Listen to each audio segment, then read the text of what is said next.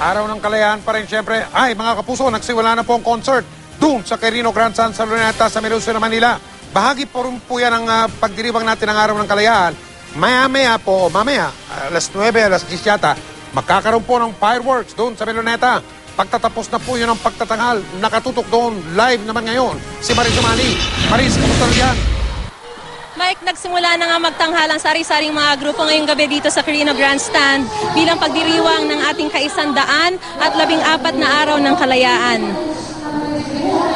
Yung mga nagtatanghal ngayon, Mike, iba't ibang grupo yan mula Luzon, Visayas at Mindanao para sa isang konsyerto ngayong gabi, bahagi ng cultural part ng programa na binansagang Luz Viminda. Yung napapanood nyo ngayon, yung Visayas part na at makikita nyo nga dyan ay nandyan na sina Elizabeth Ramsey, Pinky Marquez at si Pilita Corrales.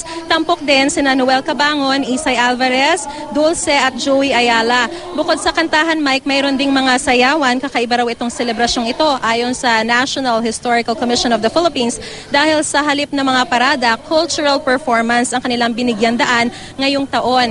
Magandang pagkakataon din daw ito, Mike, para ating alalahanin o gunitain yung mga nagawa o na sakripisyo ng ating mga ninuno at pag-isipan kung ano yung maaari nating iambag para naman mapanatili ang kalayaang ito. Bubuhayin din ang gabi ng iba't ibang sikat na banda na magtatanghal dito sa Midnight Party Kalayaan. Kabilang dito ang Sandwich, Rico Blanco, Kamikaze, Pupil, The Dawn, Itchy Worms, Radioactive Sago Project, Glock 9, Paulo Santos, Pedicab, Flippin at Soul Stompers. Kanina, Men in Uniform o yung ating mga magigiting na pulis at sundalo ang bumida sa unang bahagi ng programa. Represents an ancient symbol of unity, wholeness, infinity. Nagtanghal ng mga nakatutuan drill ang mga kinatawan mula sa Armed Forces of the Philippines, Philippine National Police, Philippine Coast Guard at firefighters. Sa kabila ng kanilang tikas, di nangingi ang ilan sa kanilang umindak sa saliw ng masasayang musika. Mayroon ding volleys of fire at namigay ng rosas. Obligasyon po namin ito na tumulong at ipakita sa ating kababayan ang aming kakayahan na tumulong hindi lang po sa pagdepensa ng ating bayan, kundi dito sa mga munting palabas.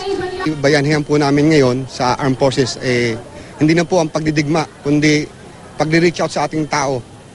It's about time that we should all be happy and at the same time be reminded of what we have to do. Lahat tayo may taya rito.